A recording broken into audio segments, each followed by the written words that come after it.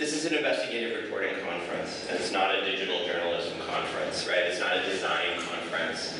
It's not even necessarily a data journalism conference, except, to the extent that we're applying these sorts of things to investigative reporting.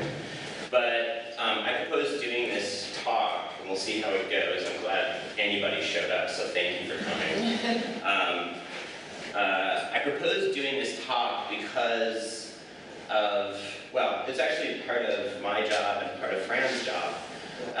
Because of what we're seeing in the news arena, that a lot of people have been saying for a long time that digital online is the death of long-form and investigative journalism, or at least it's making long-form investigative journalism harder. People spend much less time online with particularly long-form pieces than they do in print. Doing long-form video online is virtually impossible. But you've seen some work lately, organizations like National Public Radio, The Guardian. Fran's going to talk about the amazing Firestorm project they just did. I'll talk a little bit about Snowfall and some of the other work that we're doing, as well as some of what I'm seeing out there moving this direction. But I think there's actually some good news. I think we are moving toward a world in which long-form investigative reporting online, when done right, actually works and works quite well. So, hello. This is my Twitter handle in case you're curious. This is where I work. This is what my team does. But I'm not going to talk about any of this stuff really today. I'm going to start with this, which is a piece, Walt Bogdanich, an amazing investigative reporter at the New York Times, and Jake Hooker. This is one of a series of stories they did about trade with China and some of the horrific sorts of things that are showing up in medicine, toys, things that are coming to the US from China. It was an amazing series of stories. It won a Pulitzer Prize, and deservedly so. And we treated it pretty much like you see here, as any piece of commodity journalism we ever produced. The treatment online for this piece is the same as any run-of-the-mill Reuters story that we put in the Times. And frankly, this is the thing that got me started on this notion that we need to treat reporting, serious reporting, differently. So part of how we treat reporting here, here's the story. You get your sort of obligatory links here in the reefer to the multimedia, secondary stuff, who cares, right? There it is, click on it if you want. And then this most soul-draining moment, when you get to the bottom and you have, the infinite, my God, there's 8 links of pagination. Holy cow, I'm not going to read through 8 links of pagination. By God, if you put that many speed bumps in front of readers, guess what they're not going to do? They are not going to read your story. It just won't happen. So is there any surprise that people feel, well, nobody's going to read long pieces online? Because this is how we treat long pieces online, which makes me angry. Okay, so you may have seen Snowfall. I apologize for this video. It's very choppy, but you get the idea. I did this because I always worry about doing live on-internet demos. You can see immediately there's big differences, right? The scroll. Video is not secondary. It comes into view. It comes into view in context. When you read about her, you can hear her. And then there's this, right? All of a sudden, infographics just materialize out of nowhere. This flyover, everybody loves this flyover. I do too. It's a real crowd pleaser. But do you see the difference? How organic all of this content is? How these multiple forms of storytelling can, in a sense, disrupt the reading experience. But disrupt it in a good way. I think it enhances it. It brings this story form to a sort of a different place. Now, just to bring this point home a little bit, for the fun of it, I took Snowfall and I put it into a standard article template so we can just see how awful it is. Here's a photo. Here's the typical C column full of junk nobody cares about. Sports tickets, of course that's what you want. Here, the multimedia, that amazing flyover, is treated as secondary content. Nobody cares. Click on it if you want to. Go off the page. Go somewhere else. Please, don't read this. None of the video, the interviews, are in context with the story. And then, then of course, you get, the obligatory. This is a bit of an exaggeration. This was, after all, a 17,000 word piece. Less than half of what it was when John Branch filed his first draft. So it probably would have been on the order of 21 pages. But look, if we'd have put that online in this form, and it wasn't that long ago when we would have done just that. Do you think anybody would have read 21 pages? Absolutely not. Do you think anybody would have clicked through to the videos? Probably unlikely. And it's no wonder why. Well, how did Snowfall do? Snowfall did amazing. The videos, which were, again, part organically of the narrative, of the written narrative, disproportionate. They were orders of magnitude higher in terms of clicks and views than a normal video online, right? People watched it. Awesome. People experienced the infographics, those amazing things. They were right there. They're in context. People don't click off generally, but in that case, you didn't really have a choice. It was kind of right there. But it kept the flow going, right? So we did 17,000 words online. We did it in 5 chapters. And if you look at the numbers, the time on page was off the charts. People read. They didn't just look at the stuff. People watched the video, and the odds that you would get for those people who spent time with chapter 1, right? For people who spent time with that first page, the odds that they would get to the very end were very, very, very high. I don't remember the exact percentages, but they were very, very, very high, right? So what does that tell you? That tells you that this works. That if you can get somebody to read 17,000 words of text online, all those people who tell you that we can't do this, that we can't do serious investigative reporting online on the web are wrong. Let me just show you another piece. This is Libby Rosenthal's series on medical costs. This one, we took a lot of the lessons of Snowfall, but we did it as an engagement project, right? We wanted to bring readers into it and make it very interactive. So right here is an example of a prompt that we would put in. Here you could sort of dial this back and forth and see where you agree or disagree, and then immediately see how you compare with the rest of people who were reading the story. It's not a poll. We're just sort of giving you a sort of like immediate feedback. The graphics, again, were embedded into the narrative. You would flow down, and boom, there it is. And it was relevant to what you were just reading, right? It's not a secondary thing. It's not click off and go somewhere else. It's right there, deliberately interrupting the flow.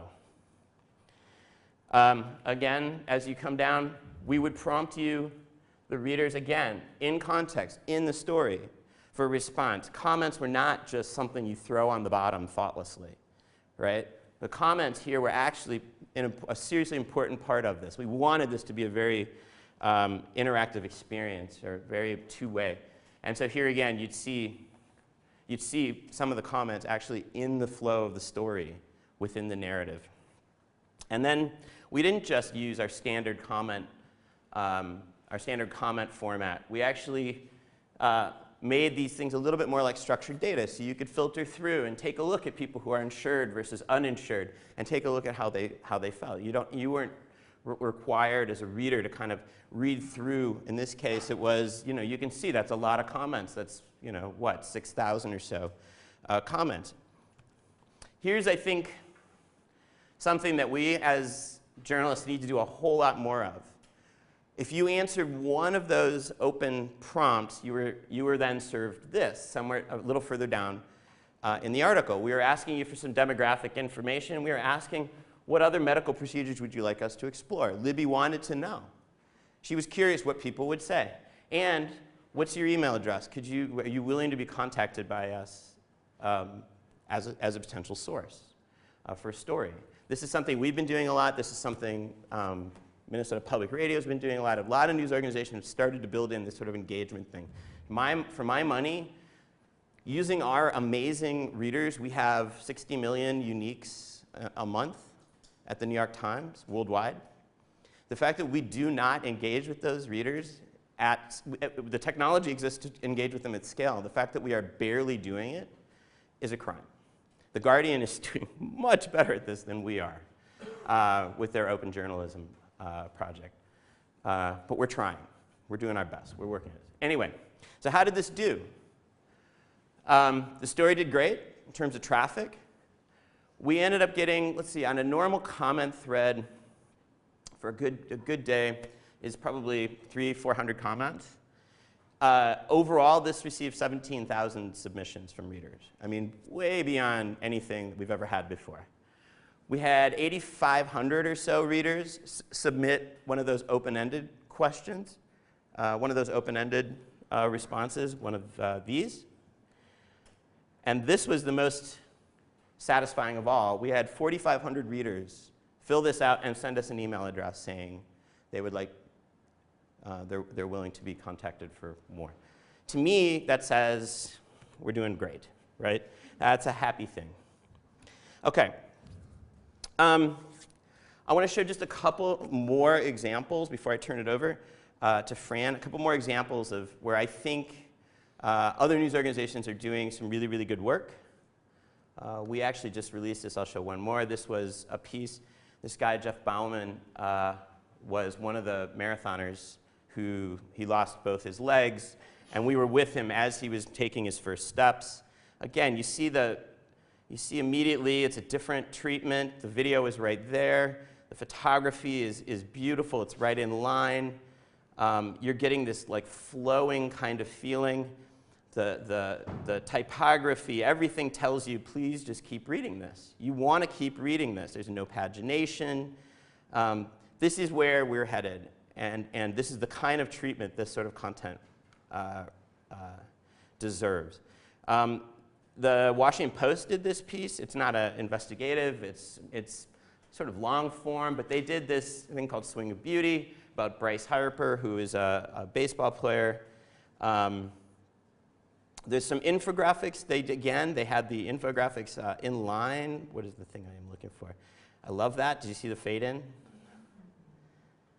Bang, bang. I mean, that's sort of like those little moments of surprise are the kinds of things that keep readers going. You get the idea. Newsweek has started the Daily Beast / Newsweek. This is their beta. They are completely redesigning the site. They're sort of snowfalling everything.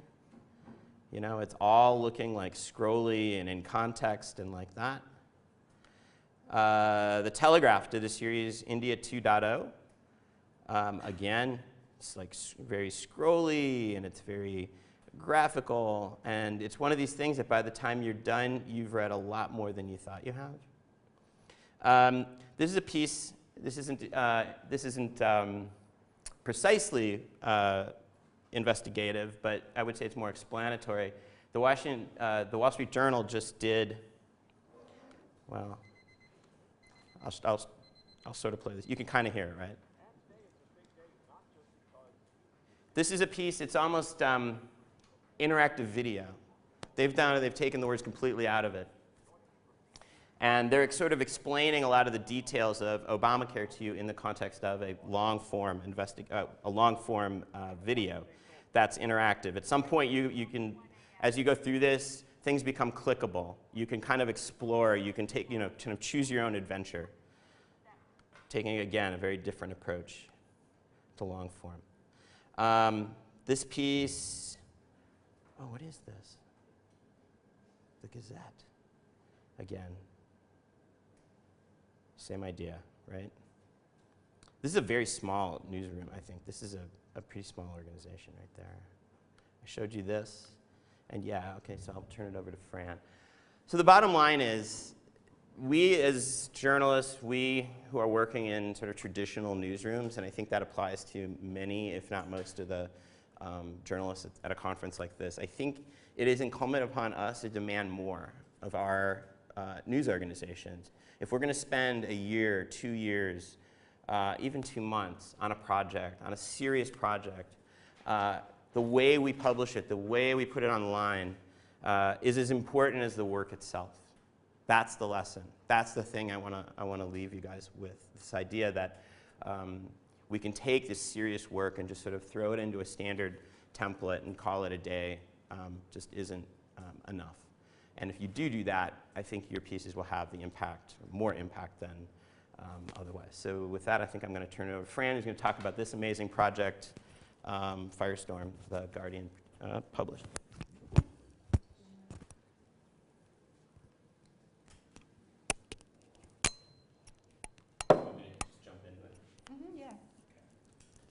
And have you got no sound on that computer? I have sound. Oh, good.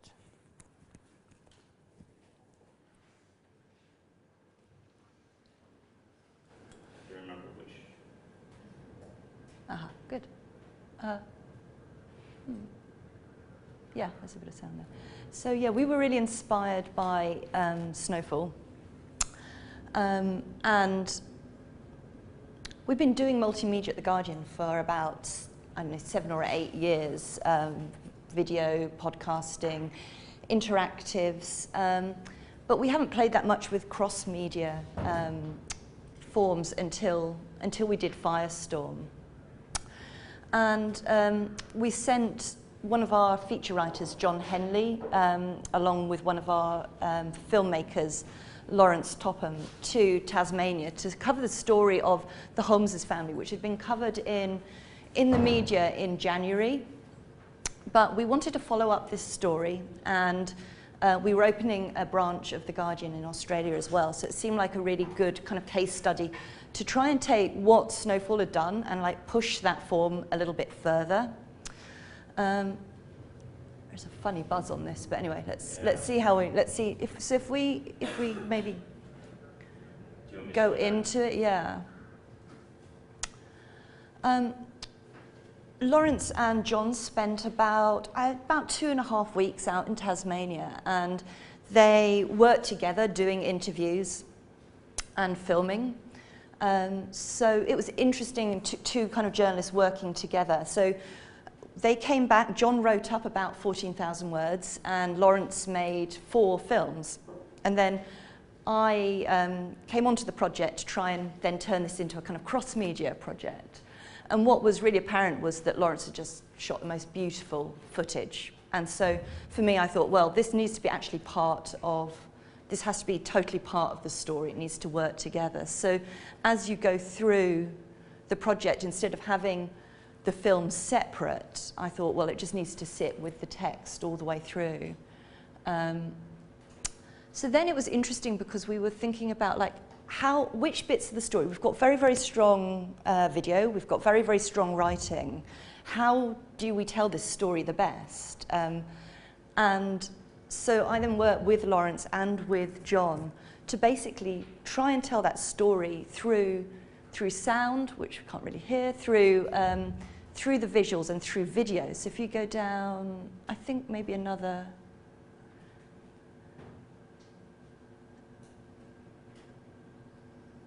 Now we'll see. Okay, there we have got. Friday morning. We do have a bit of sound. Previous Wednesday and Thursday, there had been a fire more north and west of us.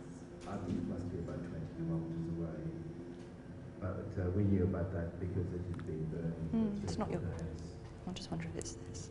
Every summer there's a fire somewhere and you're aware of fires. Part of the Australian culture, you just know that there were fires.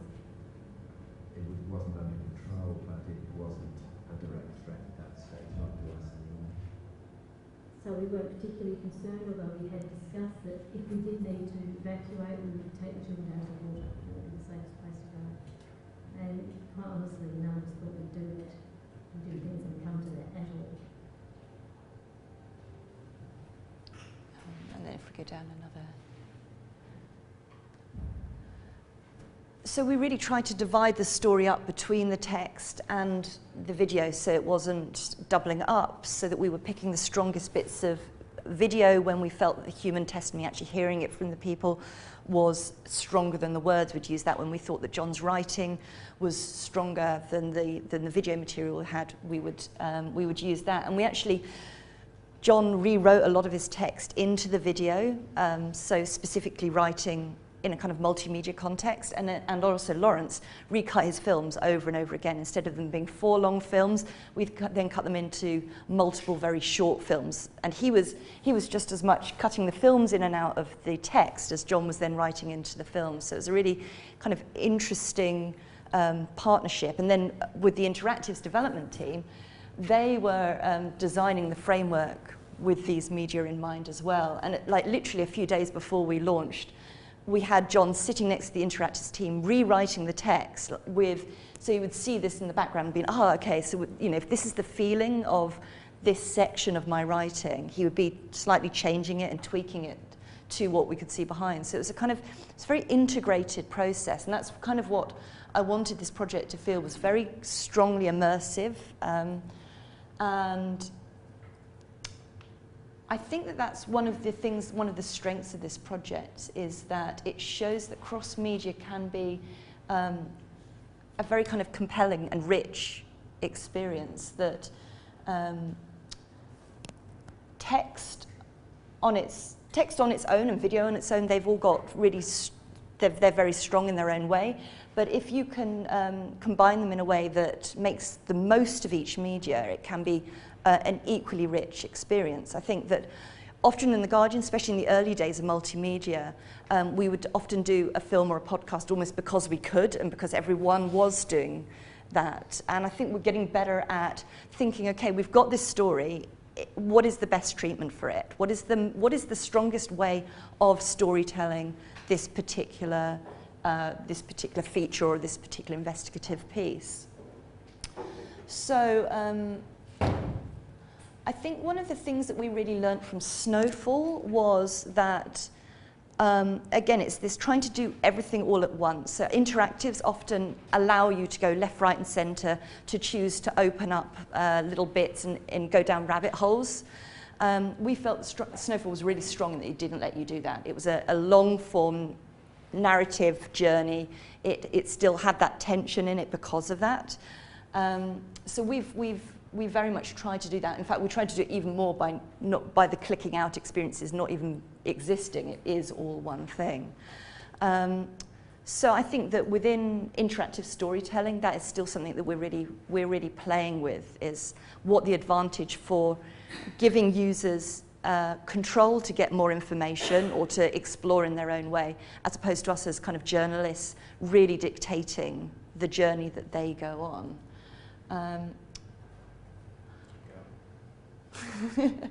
Yeah, we could see a bit more. We were so inspired by the flyover and the New York Times' graphics, and we put some of that in, but actually we ended up stripping out a lot of our ambition for that, because we really felt that the story was told so well with this kind of B-roll video, that we ended up really focusing. Also, it gave it a real specific aesthetic as well, and style. So we ended up, putting just a few graphics in like this, but really it was kind of very visually led by this kind of beautiful footage that Lawrence had brought.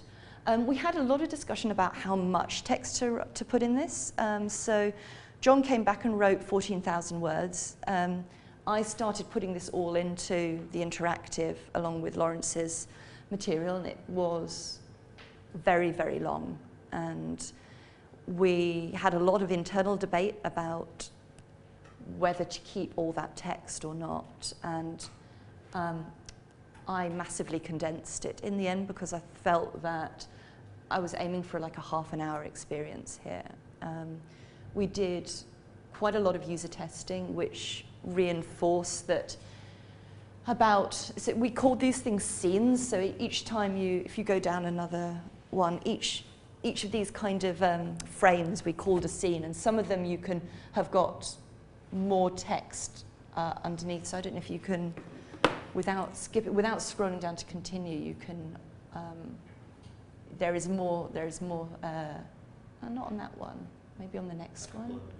Was there one on the other one above? Yeah, not on that one either. But how much text to put on each scene, and how much people would just be clicking through. And we did loads of user testing for that. And this is something that I'm not very used to, being like being a journalist who kind of prescribes what people get. It's quite uncomfortable to let your audience prescribe that to you. But I've now done so many of these projects that I've I guess I've been burnt that often people just don't use them how you want them to use. And it is worth doing quite a lot of user testing. So we did that both externally, getting people who weren't in The Guardian to come and try it out quite early on. And then, like literally a few days before it went out, we just got loads of our staff in to try it. And we just watched to see like how quickly they scrolled through it, how long they watched the videos for, whether they wanted to read the kind of science contextual bits or not. And then again, we just rewrote with John, we just rewrote large sections of the project to kind of mirror that information that we'd got through the user testing. The average engagement for the stats has been that people have spent about 17 minutes on average on this project, which is kind of unbelievable. We don't, on the web, people do not spend that much time on a project. And so we're really excited that this is a kind of format that, if you put really strong content into it, can really, really strongly engage with an audience. We've got literally stats for how long people have spent reading and watching the videos, and they're making their way through almost all of the text, almost all of the video, and making it right through to chapter 6 as well. So yeah, we feel in terms of engagement and in immersiveness, it was a really strong, a kind of strong experiment in cross-media storytelling. And you know, I think that's one of the things that news organisations are still considering is kind of evergreen content, and whether we're making stuff to be consumed immediately or over a long amount of time, and how people find that content and what the proportion is between kind of quick hit news, long form journalism in all of its manifestations, and that's a big question for The Guardian. Do you think it's going to be, you know, these pieces of journalism are going to be formats in a sense that if there's a massive avalanche somewhere, or if there's another massive fire, you know, are these going to be stories then that are going to be, you know, you're going to link to them on your websites, but do you think they're always going to end up having a bit of a resurgence in a That's sense? a great question. I don't know. Yeah. That's a great question. Yeah. There actually was an avalanche not long after Snowfall was published. And I don't think we went back and looked. I'm going to go do that. That's Yeah. a really interesting question. Yeah, I don't know. So they did Firestorm, we did Snowfall. That leaves Earth and Air. Yeah.